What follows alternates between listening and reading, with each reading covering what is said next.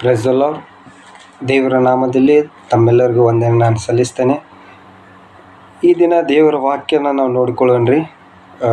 ಜ್ಞಾನೋಕ್ತಿ 31ನೇ ಅಧ್ಯಾಯ 10ನೇ ವಚನ ನೋಡ್ಕೊಳ್ಳೋಣ್ರಿ. ನಾವು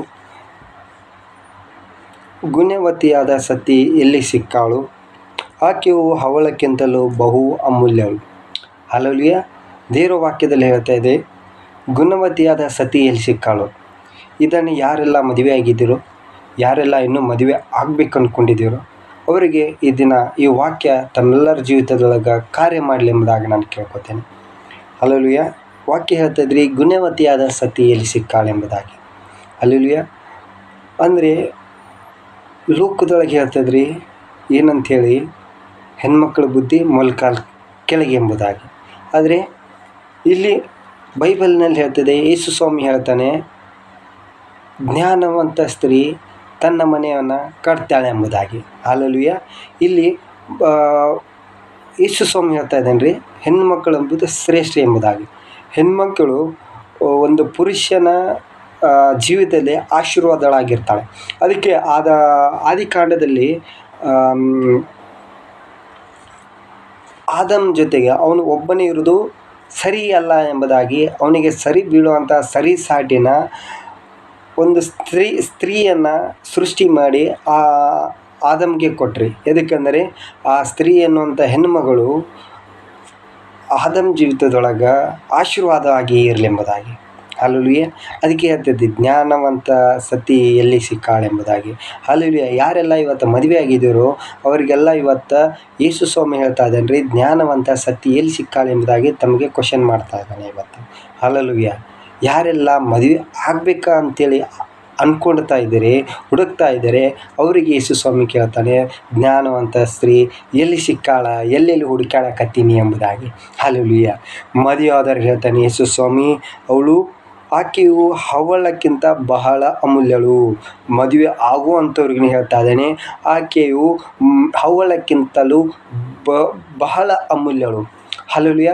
ಹವಳ ನೋಡ್ರಿ, ಎಲ್ಲಿ ಬೇಕಲ್ಲಿ ಸಿಗಂಗಿಲ್ಲ ರೀ. ಹೋಗುವಂಥ ದಾರಿ ಮ್ಯಾಗ ಸಿಗಂಗಿಲ್ಲ, ಅಲ್ಲೆಲ್ಲ ರೋಡ್ ಪಕ್ಕ ಸಿಗಂಗಿಲ್ಲ, ಯಾವ ಕಾಲೇಜ್ದಾಗ ಸಿಗಂಗಿಲ್ಲ, ಯಾವುದೋ ಆಫೀಸ್ ಒಳಗೆ ಸಿಗಂಗಿಲ್ಲ, ಎಲ್ಲಿ ಸಿಗಲ್ಲ ರೀ ಹವಳ ಮುತ್ತ. ಅದು ಶ್ರೇಷ್ಠವಾದಂಥ ಜಾಗದೊಳಗೆ ಸಿಗ್ತದೆ ರೀ. ಸುಮ್ಮನೆ 10 ರೂಪಾಯಿ 20 ರೂಪಾಯಿ ಸಿಗಂಗಿಲ್ಲ ರೀ. ಅದು ಕೋಟಿ ಲಕ್ಷಗಟ್ಟಲೆ ಅದು ಕೊಡ್ಬೇಕು ರೀ. ಅದನ್ನು ನಾವು ಒಂದು ಹವಳನ ನಾವು ಖರೀದಿ ಮಾಡ್ಬೇಕಂದ್ರೆ ಇಡೀ ಜೀವನೆಲ್ಲ ನಾವು ಸಂಪಾದನೆ ಮಾಡಿ ಆ ಹವಳನ ನಾವೇನು ಮಾಡ್ಬೇಕಂತ್ರಿ, ಹವಳನ ತೊಗೋಬೇಕಂತ. ಆದರೆ ನೋಡ್ರಿ, ಅದು ಕಳೆದು ಹೋಗ್ತದೆ ಒಂದಿನ. ಆ ಹವಳ ರತ್ನ ಮುತ್ತು ಕಳೆದು ಹೋಗ್ತದೆ. ಆದರೆ ಯೇಸು ಸ್ವಾಮಿ ಏನು ಹೇಳ್ತಾ ಇದ್ದಾನೆ ಇಲ್ಲಿ, ಜ್ಞಾನವಂತ ಸ್ತ್ರೀ ಹವಳಕ್ಕಿಂತ ಅಮೂಲ್ಯಳು ಎಂಬುದಾಗಿ ಹೇಳ್ತದೆ ರೀ. ಹಲ್ಲೆಲೂಯಾ. ಅದಕ್ಕೆ ರೀ ಮದುವೆ ಆದವ್ರಿಗೆ ಹೇಳ್ತೀನಿ ರೀ, ಜ್ಞಾನವಂತ ಸತಿ ಎಲ್ಲಿ ಸಿಕ್ಕಾಳು. ಯಪ್ಪ, ಜ್ಞಾನವಂತ ಸತಿನ ನಾನು ನಿನ್ನ ಜೀವಿತದಲ್ಲಿ ಆಲ್ರೆಡಿ ಕೊಟ್ಟು ಬಿಟ್ಟಿದ್ದೀನಿ, ಅದನ್ನು ಕಳೆದು ಹೋಗಲ್ದಂಗೆ ಚೆಂದಂಗೆ ನೋಡ್ಕೋ ಎಂಬುದಾಗಿ ಹೇಳ್ತಾಯಿದ್ದೆ. ಹಲ್ಲೆಲೂಯಾ. ಮದುವೆ ಆಗ್ಬೇಕಂದವ್ರಿಗೆ ಹೇಳ್ತೇನೆ ರೀ, ಜ್ಞಾನವಂತ ಸತಿನ ನೀ ಹುಡುಕಾಡಕತ್ತಿ, ಯೆಹೋವನ ಸನ್ನಿಧಾನದೊಳಗೆ ಕೂತ ಪ್ರಾರ್ಥನೆ ಮೂಲಕ ಪಡ್ಕೋ ಆ ಹವಳನ. ಹವಳಕ್ಕಿಂತ ಅಮೂಲ್ಯವಾದಂಥ ಜ್ಞಾನವಂತ ಸತಿನ ಯೆಹೋವನ ಸನ್ನಿಧಾನದೊಳಗೆ ಕೂತ್ಕೊಂಡು ನೀನು ಪ್ರಾರ್ಥನೆ ಮಾಡಿ ಪಡ್ಕೋ. ಯಾವಾಗ ನಿನಗೆ ಪ್ರಾರ್ಥನೆ ಮೂಲಕ ಸಿಗುವಂಥ ಮಹಿಳೆ ನಿನ್ನ ಜೀವಿತಗಳನ್ನು ಬದಲು ಮಾಡ್ತಾಳ್ರಿ. ಹಲ್ಲೆಲೂಯಾ. ಅದಕ್ಕೆ ಹೇಳ್ತಿದ್ವಿ, ಆಕೆಯು ಹವಳಕ್ಕಿಂತ ಅಮೂಲ್ಯಳು. ಯಾವಾಗ ಜ್ಞಾನವಂತ ಸ್ತ್ರೀ ಸರಿಯಾದ ಸರಿಪಾಟಿಯಾದಂಥ ಹೆಣ್ಣುಮಗಳು ನಿನ್ನ ಜೀವಿತದೊಳಗೆ ಬರ್ತಾಳದಲ್ರಿ, ಅವಾಗ ನಿನ್ನ ಲೈಫ್ ಚೇಂಜ್ ಆಗ್ತದೆ, ನಿನ್ನ ಪರಿಸ್ಥಿತಿ ಚೇಂಜ್ ಆಗ್ತದೆ ರೀ. ಹಲ್ಲೆಲೂಯಾ. ನೀನು ಮಾಡೋಂಥ ಕೆಲಸದೊಳಗೆ ನಿನ್ನ ಪರಿಸ್ಥಿತಿ ಚೇಂಜ್ ಆಗ್ತದೆ, ನಿನ್ನ ವ್ಯಾಪಾರದೊಳಗೆ ವ್ಯಾಪಾರ ಪರಿಸ್ಥಿತಿ ಚೇಂಜ್ ಆಗ್ತದೆ, ನಿನ್ನ ಮನೆ ವಾತಾವರಣ ಚೇಂಜ್ ಆಗ್ತದೆ ಯಾವಾಗ ಜ್ಞಾನವಂತ ಸ್ತ್ರೀ ಬರ್ತಾಳ ಅವಾಗ. ಅದಕ್ಕೆ ಹೇಳ್ತಾನೆ ರೀ, ಮೊದಲನಾಗಿ ಎತ್ತು ಜ್ಞಾನವಂತ ಸತಿ ಎಲ್ಲಿ ಸಿಕ್ಕಾಳಂತೇಳಿ ಯೇಸು ಸ್ವಾಮಿ ಮದುವೆ ಆದವ್ರಿಗೆ ಹೇಳ್ತಾನೆ ರೀ, ನಿಮಗೇನಾದರೂ ನಿಮಗೆ ಹೆಂಡತಿನ ಕೊಟ್ಟಿದ್ದಾಳಂದ್ರೆ ಅವಳು ಜ್ಞಾನವಂತ ಸ್ತ್ರೀ ಅದಾಳಂತ. ಅವಳನ್ನ ಸರಿಯಾಗಿ ನೋಡ್ಕೊ, ಅವಳನ್ನ ಸರಿಯಾಗಿ ಕಾಯ್ದು ಕಾಪಾಡು, ಅದು ಕಳೆದು ಹೋಗಲ್ದಂಗೆ ನೋಡ್ಕೊ. ಯಾಕಂದ್ರೆ ಒಂದು ಸರಿ ಕಳೆದು ಹೋಯ್ತಂದ್ರೆ ಅದು ವಾಪಸ್ ಸಿಗಂಗಿಲ್ಲ. ಹಲ್ಲೆಲೂಯಾ. ಆದರೆ ಲೋಕದೊಳಗಿರುವಂಥ ಹವಳ ಮುತ್ತು ರತ್ನಗಳನ್ನು ನೀನು ಹಣ ಕೊಟ್ಟು ಸಂಪಾದನೆ ಮಾಡ್ಬೋದು, ಆದರೆ ದೇವರು ಕೊಟ್ಟಂಥ ಜ್ಞಾನವಂತ ಸ್ತ್ರೀ ಒಂದು ಸರಿ ಕಳೆದು ಹೋದ್ರೆ ವಾಪಸ್ ನಿಂಗೆ ಸಿಗಂಗಿಲ್ಲ ರೀ. ಹಲ್ಲೆಲೂಯಾ. ಹಲ್ಲೆಲೂಯಾ. ಏನಂತ್ರಿ, ಮದುವೆ ಆಗೋಕ್ರು ಕೂಡ ನಾನು ಮೇಲೆ ಹೇಳ್ತೀನಿ, ಯೆಹೋವನ ಸನ್ನಿಧಾನದೊಳಗೆ ಸಮಯ ಕೊಡ್ರಿ, ಕಣ್ಣೀರಿಡ್ರಿ. ದೇವರೇ, ನನಗೆ ಸರಿ ಸಾಟಿ ಬೀಳುವಂಥ ಜ್ಞಾನವಂತ ಸ್ತ್ರೀಗನ್ನ ಕೊಡು, ಸರಿಯಾದ ನನ್ನ ಪಕ್ಕೆಲುಬನೇ ಕೊಡು ಅಂತೇಳಿ ಪ್ರೇಯರ್ ಮಾಡ. ನೀವೇನಾದರೂ ರೋಡ್ ಮ್ಯಾಗ ಅಲ್ಲಿ ಇಲ್ಲಿ ಹೋಗೋದು ನೋಡಿ ಚಂದ ಚಾಯಿ ನೋಡಿ ಏನಾದರೂ ಬೆನ್ನು ಹತ್ತಿ ಗಂಟು ಹಾಕ್ಕೊಂಡ್ರಿ ಮುಗಿತ, ನಿಮ್ದು ಹವಳ ಹೊಗೆ ಬಿಡ್ತ, ಅದು ಕಳೆದ ಹೋಯ್ತು ಅಂದಂಗೆ ರೀ. ಹಾಲೋಲಿಯ. ಅದಕ್ಕೆ ಯವನ ನೋಡಿ ಅಂದ ಚಂದಕ್ಕೆ ನೋಡಿ ಮರಗಾಗಿ ಲವ್ ಮ್ಯಾರೇಜ್ ಮಾಡ್ಕೊ, ಅದು ಮಾಡ್ಕೊಂಡು ನಿಮ್ಮ ಜೀವನಾನೇ ನೀವು ಹಾಳು ಮಾಡ್ಕೋಬೇಡ್ರಿ. ಯವನ ಸನ್ನಿಧಾನದ್ರು ಕೂತು ಕಣ್ಣೀರಿಟ್ಟ ಬೇಡಿ ಕಾಡಿ ಯವನ ಹತ್ರ ಕೇಳ್ಕೊಡ್ರಿ ನೀವು. ಅದಕ್ಕೆ ಹೇಳ್ತದ, ಯಾರೆಲ್ಲ ಕೇಳ್ತಿರೋ ಹಂಗಿಸದೆ ಕೊಡ್ತೀನಿ. ಜ್ಞಾನ ಅಷ್ಟೇ ಅಲ್ಲ ರೀ, ಅದಕ್ಕೆ ಹೇಳ್ತದ ಜ್ಞಾನವಂತ ಸ್ತ್ರೀ ತನ್ನ ಮನೆ ಕಟ್ತಾಳೆ ಎಂಬುದಾಗಿ ಕೀರ್ತನೆದೊಳಗೆ ಹೇಳ್ತದೆ. ಅಲ್ಲಲ್ಲಿಯ ಆ ಜ್ಞಾನ ಯೆಹೋವನ ಸನ್ನಿಧಾನ ಕಣ್ಣೀರಿಟ್ಟು ಕೇಳ್ರಿ, ಕೇಳಿ ಪಡ್ಕೋರಿ. ಯೇಸು ಸ್ವಾಮಿ ನಿಮ್ಗೆ ಹಂಗಿಸದೆ ಕೊಡ್ತೀನಿ ಎಂಬುದಾಗಿ ಹೇಳ್ತದೆ. ಮತ್ತು ಯಾಕೆ ಬಿಡ್ತೀರಿ? ಕೇಳ್ರಿ, ಕೇಳಿ ಪಡ್ಕೋರಿ. ಹಲ್ಲೆಲೂಯಾ. ಅದೇ ರೀತಿಯಾಗಿ ಯಾರಿಗೆಲ್ಲ ಮದುವೆ ಆಗೈತೋ ಜ್ಞಾನವಂತ ಸತಿನ ದೇವರು ಕೊಟ್ಟಾನ, ಯೆಹೋವನ ಸನ್ನಿಧಾನ ಸಮಯ ಕಳೀರಿ, ಕಣ್ಣೀರಿಡ್ರಿ. ಆ ಹವಳನ ಮುತ್ತಕ್ಕಿಂತ ಹೆಚ್ಚಾಗಿಂತ ಆ ಸ್ತ್ರೀಯನ್ನು ಸರಿಯಾಗಿ ನೋಡ್ಕೊಳ್ಳುವಂಥ ಜ್ಞಾನ ಕೊಡಿ ಎಂಬುದಾಗಿ ಕೇಳ್ಕೊಡ್ರಿ. ಹಲ್ಲೆಲೂಯಾ.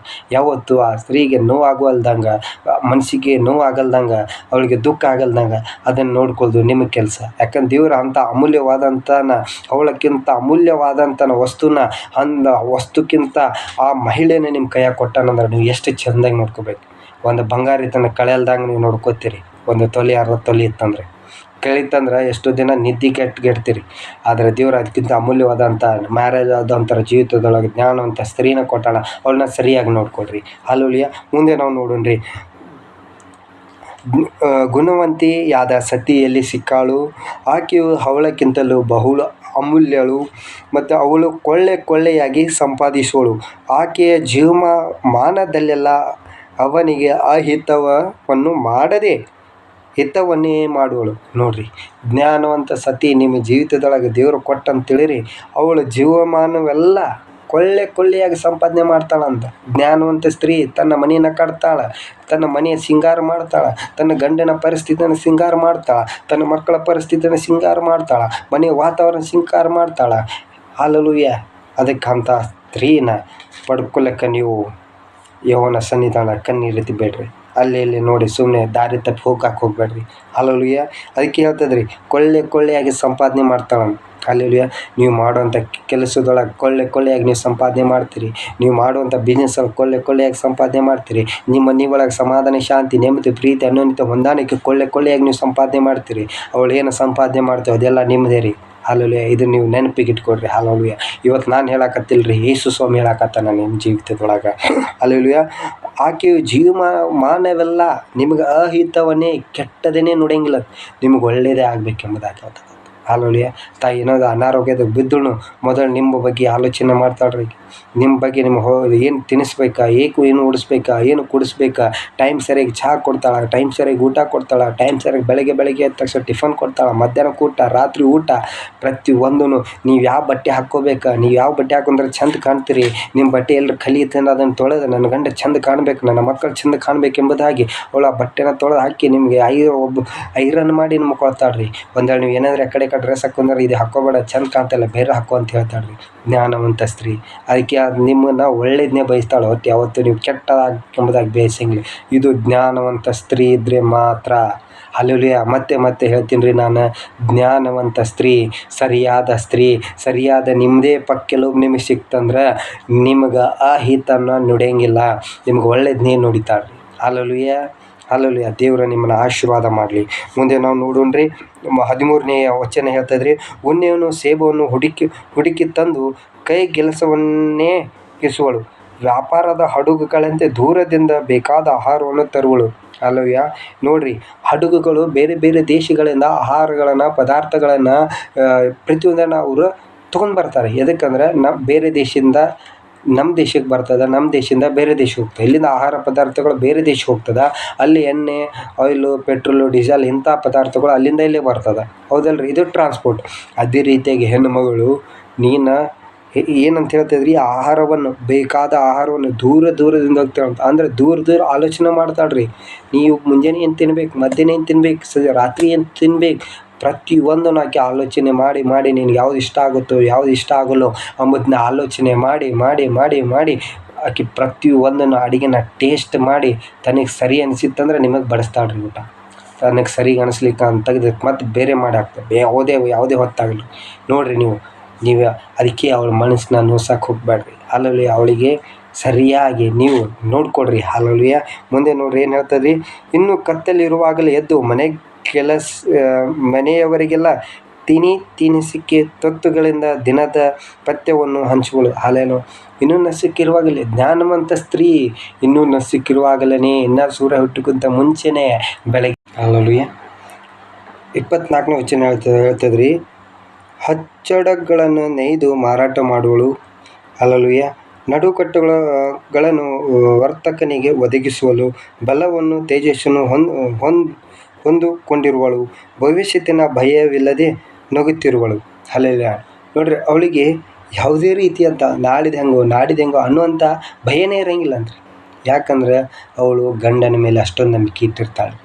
ನೋಡ್ರಿ, ಆಕೆ ಹೆಣ್ಣು ಮಗಳ ತಾನು ಹುಟ್ಟಿದಂಥ ಮನೇನ 20-25 ವರ್ಷನೋ ಭಾಳ ಬದುಕಿ ಹುಟ್ಟಿ ಬೆಳೆದಂಥ ಮನೆಯನ್ನ ಗಂಡನ ನಂಬಿ ಆ ಮನೆಯನ್ನು ತ್ಯಾಗ ಮಾಡಿ ಬಂದಿರ್ತಾಳೆ. ಹಾಲೆಲೂಯಾ. ಯಾರನ್ನ ನಂಬಿ?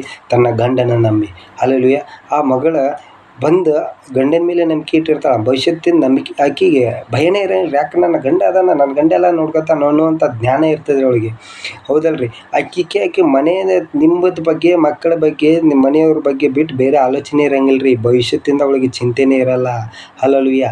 ಅದೇ ರೀತಿಯಾಗಿ ಹೇಳ್ತದ್ರಿ, ಅದಕ್ಕೆ ನೀವು ಸರಿಯಾಗಿ ನಿಮ್ಮ ಹೆಂಡತಿನ ನೋಡ್ಕೊಡ್ರಿ, ಪ್ರೀತಿ ಮಾಡಿರಿ, ಅವಳಿಗೆ ಕರುಣೆ ತೋರಿಸ್ರಿ, ಅವಳಿಗೆ ದಯೆ ತೋರಿಸ್ರಿ, 2-4 ಮಾತು ಚೆಂದಾಗಿ ಮಾತಾಡ್ರಿ. ಹಾಲೆಲೂಯಾ. ನಾನು ಒಂದು ಸಣ್ಣ ಚಿಕ್ಕ ಸಾಕ್ಷಿನ ಹೇಳಿ ಮತ್ತೆ ವಾಕ್ಯಕ್ಕೆ ಮುಂದೆ ಹೋಗ್ತೇನೆ ರೀ. ನನ್ನ ಜೀವಿತ ಕೂಡ ಹಂಗೆ ಆಗಿತ್ತು ರೀ. ಮದುವೆಗಿಂತ ಮುಂಚೆನೇ ರೀ, ನಾನು ಎಷ್ಟು ಮದುವೆಗೋಸ್ಕರ ಹುಡುಗಿನ ಹುಡುಕಾಡ್ತಾ ಇದ್ರಿ. ಎಲ್ಲೋ ನೋಡಿದ್ದೀವಿ, ಎಲ್ಲ 4 ದಿಕ್ಕು ಕಡೆ ಹುಡುಕಾಡಿವ್ರಿ ನಾವು. ಭಾಳ ಹೆಣ್ಮಕ್ಳ ಮದುವೆ ಆಗೋದಕ್ಕೋಸ್ಕರ ಹುಡುಗಿಯರನ್ನು ನೋಡಿ ಬಂದಮೇಲೆ ನಾವೇ ರಿಜೆಕ್ಟ್ ಮಾಡಿದ್ವಿ. ಯಾಕಂದ್ರೆ ಯೆಹೋವನ ಸರಿಯಾದ ಜ್ಞಾನವಂತ ಸ್ತ್ರೀ ನನಗೆ ಬೇಕಾಗಿತ್ತು ರೀ. ಯಾಕಂದ್ರೆ ಬೈಬಲ್ ಒಳಗೆ ಏನಂತೇಳಿ, ಜ್ಞಾನವಂತ ಸತಿ ಎಲ್ಲಿ ಸಿಕ್ಕಾಳ ಅಂತೇಳಿ.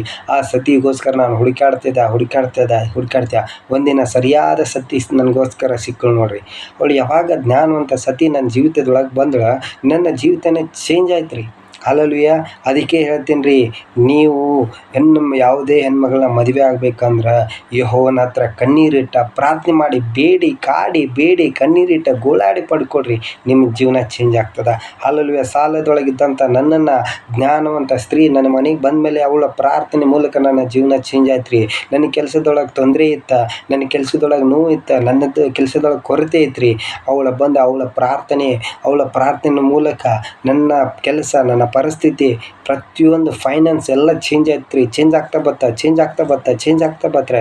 ಕಳೆದು ಹೋದಂಥ ವಸ್ತುಗಳು ವಾಪಸ್ ಮನೆಯವ್ರನ್ನ ಬಂದು ಕೊಟ್ಟು ಹೋದ್ರಿ ಪೊಲೀಸರು. ಹಾಲೆಲೂಯಾ. ಮತ್ತು ನಾನು ಏನು ಹೇಳಕ್ಕೆ ಇಷ್ಟಪಡ್ತೀನಿ ರೀ, ಹೋದಂಥ ನನ್ನ ಕುಟುಂಬ ರೀ, ಅವ ಜ್ಞಾನವಂತ ಸ್ತ್ರೀ ಮೂಲಕ, ನನ್ನ ಹೆಂಡತಿ ಮೂಲಕ ನನ್ನ ಮನೆ ಕಟ್ಟಲ್ಪಡ್ತ್ರಿ. ಈ ದಿನ ನಾವೆಲ್ಲರೂ ಒಂದಾಗಿ ಖುಷಿಯಾಗಿರ್ಬೇಕಂದ್ರೆ ನನ್ನ ಹೆಂಡತಿನೇ ಕಾರಣ. ಯಾಕಂದ್ರೆ ಜ್ಞಾನವಂತ ಸ್ತ್ರೀ ಕಾಣ್ರಿ. ನಮ್ಮನ್ನ ಒಂದು ಕಡೆ, ನಾನೊಂದು ಕಡೆ, ನನ್ನ ತಾಯಿ ಒಂದು ಕಡೆ, ನನ್ನ ತಂಗಿ ಒಂದು ಕಡೆ, 4 ಜನ 4 ದಿಕ್ಕು ಕಡೆ ಇದ್ದಂಥ ನಮ್ಮನ್ನು ಆ ಜ್ಞಾನವಂತ ಸ್ತ್ರೀ ದೇವರು ಕೊಟ್ಟಂಥ, ನನ್ನ ಜೀವಿತದೊಳಗೆ ಕೊಟ್ಟಂಥ ನನ್ನ ಪ್ರೀತಿಯ ಹೆಂಡತಿ ಮೂಲಕ ನನ್ನ ಮನೆ ಕಟ್ಟಲ್ಪಡ್ತ್ರಿ. ಹಾಲೆಲೂಯಾ. ನಿಮ್ಗೆ ಕೂಡ ಹೇಳಕ್ಕೆ ಇಷ್ಟಪಡ್ತೀನಿ ರೀ, ನಿಮ್ಮ ಜೀವಿತನ ಚೇಂಜ್ ಆಗ್ಬೇಕಂದ ಜ್ಞಾನವಂತ ಸ್ತ್ರೀಗೋಸ್ಕರ ಪ್ರಾರ್ಥನೆ ಮಾಡಿ, ಸರಿಯಾದ ಸಾಟಿಯಾದಂಥ ದೇವರೇ ನನ್ನ ಪಕ್ಕೆಲ್ಲಬನೇ ನನಗೆ ಕೊಡು ಅಂತೇಳಿ ಪ್ರಾರ್ಥನೆ ಮಾಡಿರಿ. ಬೇರೆಯವ್ರ ಪಕ್ಕ ಬ್ಯಾಡ್ರಿ. ಬೇರೆಯವ್ರ ಪಕ್ಕೆಲ್ಲಬ ಸಿಕ್ತಂದ್ರೆ ಅದು ಸರಿಯಾಗಿ ಜಾಯಿಂಟ್ ಆಗಂಗಿಲ್ಲ ರೀ. ಹೆಂಗಂದ್ರೆ ಮುರಿದೋದ ಕಟ್ಟಿಗೆ ಇರ್ತದೆ ರೀ, ಅದು ಪಾರ್ಟ್ಸ್ ಬೇರೆ, ಇದು ಪಾರ್ಟ್ಸ್ ಬೇರೆ. ಅದು ನೀವು ಕೆತ್ತರಿ ಜಾಯಿಂಟ್ ಮಾಡ್ತೀರಿ, ಮತ್ತು ಸ್ವಲ್ಪ ದಿನ ಮತ್ತೆ ಮುರಿತದೆ. ಹಾಗೆ ರೀ, ಮುರಿದು ಹೋದಂಥ ಕಟ್ಟಿಗೆ ಬೇರೆ ಪಾರ್ಟ್ಸ್ ಜಾಯಿಂಟ್ ಮಾಡಿದ್ದೀವಿ ಅಂದ್ರೆ ಅದು 4 ದಿನ ಇರ್ತದೆ, ಮತ್ತು 5ನೇ ದಿನಕ್ಕೆ ಮುರಿತದೆ. ಮತ್ತೆ ಜಾಯಿಂಟ್ ಮಾಡ್ತೀರಿ, ಮತ್ತು 4 ದಿನ ಇರ್ತದೆ, ಮತ್ತು 5ನೇ ದಿನಕ್ಕೆ ಮುರಿತದೆ. ಹಾಲೆಲೂಯಾ. ಬಡಿಗ್ಯಾರ ಅಂದ್ರೆ ಯಾರು ಗೊತ್ತೇನು ರೀ, ಬೇರೆಯವ್ರ ಪಕ್ಕೆಲ್ಲ ನೀವು ನಿಮ್ಮ ಜೀವಿತದಾಗ ತೊಗೊಂಬಂದ್ರಂದ್ರೆ ಮನೆಯೊಳಗೆ ಸಮಾಧಾನ, ಶಾಂತಿ, ನೆಮ್ಮದಿ, ಪ್ರೀತಿ ಅನ್ನೋಂಥ ಎಲ್ಲ ಒಡೆದು ಹೋಗ್ಬಿಡ್ತದೆ. ಮತ್ತು 4 ಜನ ಹಿರಿಯರು ಬರ್ತಾರೆ, ಮಾತುಕತೆ ಹೇಳ್ತಾರೆ, ಕೂಡಿಸ್ತಾರೆ, ಇಬ್ಬರಿಗೆ ಹೇಳ್ತಾರೆ, ಜಾಯಿಂಟ್ ಮಾಡಿ ಹೋಗ್ತಾರೆ. ಮತ್ತು 4 ದಿನ ಮತ್ತೆ ಮುರಿತದೆ. ಯಾಕಂದ್ರೆ ಅದು ಬೇರೆಯವ್ರ ಪಕ್ಕೆಲುಬು ಐತ್ರಿ, ಅಲ್ಲೇ ಅಲ್ಲ ಅದು. ಅದಕ್ಕೆ ಮತ್ತೆ ಅದು ಹೆಂಗೆ ಜಾಯಿಂಟ್ ಆಗ್ತದೆ? ಅದಕ್ಕೆ ಹೇಳ್ತೀನಿ ರೀ, ನಿಮ್ಮ ಪಕ್ಕೆಲುಬನೇ ನಿಮಗೆ ಕೊಡು ಅಂತೇಳಿ ಯೇಸು ಸ್ವಾಮಿ ಹತ್ರ ಕೇಳಿರಿ.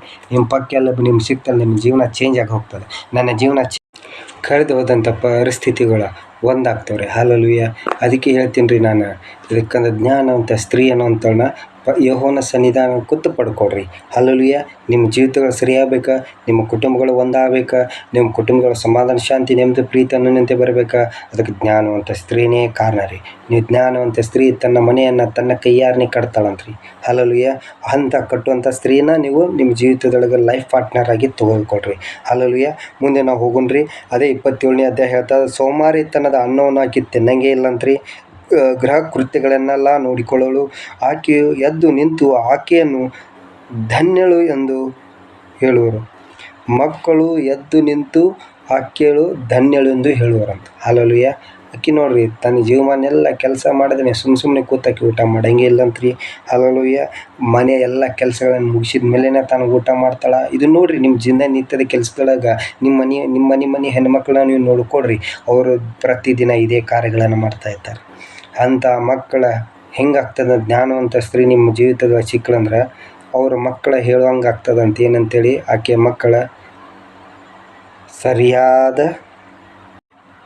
ನೋಡ್ರಿ ಕೇಳ್ತದ, ಮಕ್ಕಳು ಎದ್ದು ನಿಂತು ಆಕೆ ಧನ್ಯಳು ಎಂದು ಹೇಳುವರಂತ.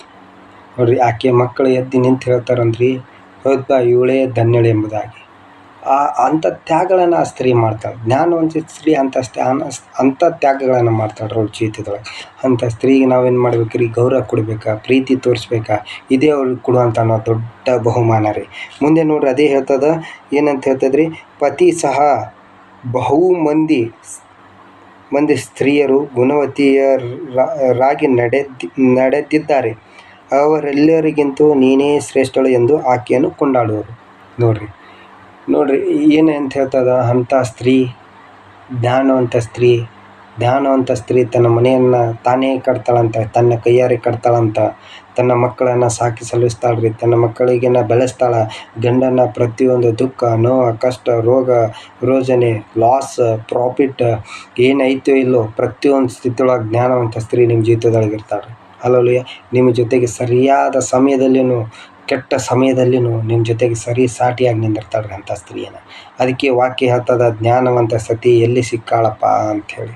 ಅದಕ್ಕೆ ದೇವರು ಕೊಂಡಂಥ ಜ್ಞಾನವಂತ ಸತಿನ ಸರಿಯಾಗಿ ನೋಡ್ಕೊಳಪ್ಪ ಅಂಥೇಳಿ ಅದೇ ವಾಕ್ಯ ಹೇಳ್ತದ್ರಿ. ಹಲ್ಲೆಲೂಯಾ. ಹೌದಲ್ರಿ. ನೋಡ್ರಿ, ಜ್ಞಾನವಂತ ಸ್ತ್ರೀ ಅಂದದ್ದು ಆ ಮಗಳು ಮಾಡುವಂಥ ತ್ಯಾಗನ ಭಾಳ ದೊಡ್ಡದೈತ್ರಿ. ನೋಡ್ರಿ, ಮದುವೆ ಆದ ತಕ್ಷಣ ವಾಕ್ಯದೊಳಗೂ ಹೇಳ್ತದ, ಮದುವೆಯಾದ ಹೆಣ್ಣು ಮಗಳ ತನ್ನ ತಂದೆ ತಾಯಿನ ಬಿಟ್ಟ ಗಂಡನ ಸೇರಬೇಕೆಂಬುದಾಗಿ. ಅದೇ ವಾಕ್ಯದೊಳಗೆ ಎಲ್ಲಿ ಹೇಳಿಲ್ಲ ರೀ. ಮದುವೆ ಆದ ತಕ್ಷಣ ಗಂಡ ಬಿಟ್ಟು ತನ್ನ ಬಂದ್ರಿ. ದೇವರ ವಾಕ್ಯ ಹೇಳ್ತದ, ನಿಮ್ಮ ಹೆಂಡ್ತಿನ ನೀವು ಪ್ರೀತಿ ಮಾಡಿರಿ. ನಿಮ್ಮ ಲೈಫ್ದೊಳಗೆ ಬರುವಂಥ ನಿಮ್ಮ ಸರಿ ಸಾಟಿ ಅಂತ ಹೆಂಡ್ತಿಗೋಸ್ಕರ ಪ್ರಾರ್ಥನೆ ಮಾಡಿರಿ. ಕಣ್ಣೀರಿಡ್ರಿ, ಗೋಳಾಡ್ರಿ. ದೇವರ ಜೊತೆಗೆ ಕಣ್ಣೀರಿಡ್ರಿ. ನಿಮ್ಮ ಕಣ್ಣೀರಿಗೆ ಪ್ರಾರ್ಥನೆಗೆ ದೇವರು ಭಾಳ ಉತ್ತರ ಕೊಡ್ತಾನೆ. ಉಪವಾಸ ಪ್ರಾರ್ಥನೆ ಮಾಡಿರಿ. ನೀವು ದೇವರ ಹತ್ರ ಹೆಚ್ಚಾಗಿ ಸಮಯ ಕಳ್ರಿ. ನಿಮಗೆ ಸರಿಯಾದ ಜ್ಞಾನವಂತ ಸ್ತ್ರೀನೇ ಸಿಗಲಿ ಅಂತೇಳಿ ಪ್ರೇಯರ್ ಮಾಡಿರಿ. ಯಾರಿಗೆಲ್ಲ ಮದುವೆ ಆಗೈತೋ ಅವರೆಲ್ಲ ಜ್ಞಾನವಂತ ಸ್ತ್ರೀನ ಕೊಟ್ಟು ಅಂತೇಳಿ ಯೆಹೋವನ ಹತ್ರ ಥ್ಯಾಂಕ್ಸ್ ಹೇಳ್ರಿ, ಕೃತಜ್ಞ ಸ್ತುತಿ ಹೇಳ್ರಿ. ಪ್ರತಿದಿನ ಪ್ರಾರ್ಥನೆ ಮಾಡಿರಿ, ವಾಕ್ಯ ಓದಿ, ಆರಾಧನೆ ಮಾಡಿರಿ. ಇದೇ ರೀ ಯೆಹೋವನಿಗೆ ಕೊಡುವಂಥ ನೀವು ಗೌರವ, ಯೆಹೋವನಿಗೆ ಕೊಡುವಂಥ ಬಹುಮಾನ. ಯಾಕೆ ದೇವ್ರು ಏನು ನಿಮ್ಗೆ ಕೊಟ್ಟಿರ್ತಾನಲ್ಲ ಅದನ್ನ ಸರಿಯಾಗಿ ನೋಡ್ಕೊಳ್ರಿ. ಹಲ್ಲೆಲೂಯಾ. ಅದಕ್ಕೆ ಹೇಳ್ತಿದ್ರಿ, ಜ್ಞಾನವಂತ ಸ್ತ್ರೀ ಏನು ಮಾಡ್ತಾಳಂತ, ತನ್ನ ಮನೆಯನ್ನು ಕಟ್ತಾಳಂತ್ರಿ. ಹಲ್ಲೆಲೂಯಾ. ಅದಕ್ಕೇನು ಮಾಡಿರಿ, ನೀವು ಇವತ್ತು ಹಿಡ್ಕೊಂಡು ಜ್ಞಾನವಂತ ಸ್ತ್ರೀಗೋಸ್ಕರ ಕಣ್ಣೀರಿಡ್ರಿ, ಮೊಳಕಾಲಿಟ್ಟು ಪ್ರಾರ್ಥನೆ ಮಾಡಿರಿ. ಕೊಟ್ಟಂಥ ಆ ಬಹುಮಾನನ ಸರಿಯಾಗಿ ಕಾಪಾಡ್ರಿ. ಸರಿಯಾಗಿ ಆ ಮಗಳನ್ನು ನೋಡ್ಕೊಡ್ರಿ. ಹಲ್ಲೆಲೂಯಾ. ಈ ವಾಕ್ಯ ತಮ್ಮೆಲ್ಲರ ಜೀವಿತದೊಳಗೆ ಆಶೀರ್ವಾದ ಮಾಡಲಿ. ಯಾರೆಲ್ಲ ಈ ವಾಕ್ಯನ ಕೇಳ್ತಾ ಇದ್ದೀರಿ ಅವ್ರ ಜೀವಿತದೊಳಗೆ ಈ ವಾಕ್ಯ ಅನ್ನೋಂಥ ಬೀಜ ಬಿದ್ದ ಅದು ಮರವಾಗಿ ಬೆಳೆದ 100ಕ್ಕೆ 100ರಷ್ಟು ಅದು ಹಿಂತಿರುಗಿ ಫಲ ಕೊಡಲಿ. ನಿಮ್ಮ ಒಡೆದಂಥ ಕುಟುಂಬಗಳು ಒಂದಾಗಲಿ, ಒಡೆದೋದಂಥ ಸಂಬಂಧಗಳು ಒಂದಾಗಲಿ, ಒಡೆದೋದಂಥ ಹೆಂಡತಿ ಗಂಡನ ಮಧ್ಯೆ ಇರುವಂಥ ಒಡೆದಂಥ ಸಂಬಂಧಗಳು ಒಂದಾಗಲಿ. ತಂದೆ, ಮಗ, ಪವಿತ್ರಾತ್ಮ 3 ಜನರ ಹತ್ರ ಇರುವಂಥ ಪ್ರೀತಿ, ಅನ್ಯೋನ್ಯತೆ, ಸಮಾಧಾನ, ಶಾಂತಿ, ಹೊಂದಾಣಿಕೆ, ಒಬ್ಬರ ಮೇಲೆ ಒಬ್ಬರ ಪ್ರೀತಿ, ಒಬ್ಬರ ಮೇಲೆ ಒಬ್ಬರಿಗೆ ಇರುವಂಥ ದಯೆ ಹೆಚ್ಚಾಗಲಿ ಎಂಬುದಾಗಿ ಆ ಯೆಹೋವನ ಹತ್ರ ನಾನು ಕೇಳ್ತೀನಿ. ಯಾರೆಲ್ಲ ಈ ವಿಡಿಯೋ ವಾಕ್ಯನ ಕೇಳ್ತಾ ಇದ್ರಿ ಅವ್ರ ಜೀವಿತದೊಳಗೆ ಎಲ್ಲರಿಗೂ ಒಳ್ಳೆಯದೇ ಆಗಲಿ, ಸಮೃದ್ಧಿ ಆಗಲಿ. ಈ ವಾಕ್ಯ ಅವ್ರ ಜೀವಿತ ಸಮೃದ್ಧಿ ಕೊಡಲಿ ಎಂಬುದಾಗಿ ನಾನು ಕೇಳ್ಕೊತೀನಿ. ಯೇಸು ನಾಮದಲ್ಲಿ ತಮ್ಮೆಲ್ಲರಿಗೆ ಒಂದೇನನ್ನು ನಾನು ಸಲ್ಲಿಸ್ತೇನೆ. ಆಮೇನ್.